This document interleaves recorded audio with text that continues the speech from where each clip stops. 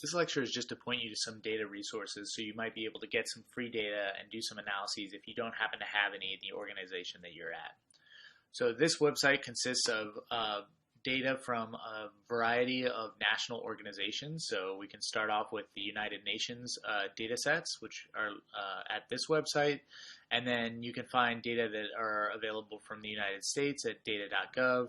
And you can go to this blog post to find a bunch of other cities and states within the United States that have open data. There's also a lot more information on a variety of other countries. And this website down here, data.gov, open data sites, actually gives information on data sites for other countries all around the world. So that's a good place to start if you don't know if your country has an open government data site. Gapminder is another website that has a lot of data about development in particular and human health. And so there's a large number of data sets that are available on that website, which is gapminder.org. You can also get survey data from the United States. This website here gives you a lot of information about how do you actually access the surveys and process them in R. So it's actually really nice because the surveys are often very big and unwieldy, and this website gives you a lot of information on how to access them. The InfoChimps marketplace has a bunch of different data sets which you can sort by various different tags, and you can identify data sets that might be of interest to you. Some of them are free and some of them cost money.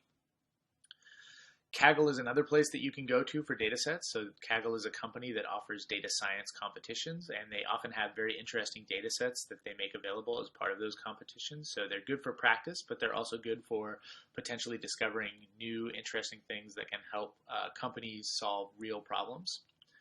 There's also some collections that have been put together by famous data scientists. So these are several data scientists, Hilary Mason, Jeff Hammerbacher, and others who have put together data sets that are research quality and that might be useful for you. These all come from this blog post, which talks about several other data sets that are curated by other data scientists as well.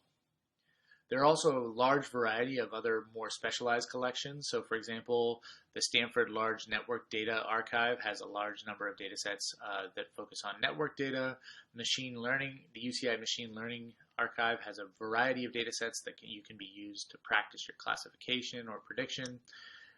The CMU StatLib is one of the most famous canonical sets of data sets that are available. Gene Expression Omnibus is focused on data sets that come from human genomic experiments or other organismal genomics experiments.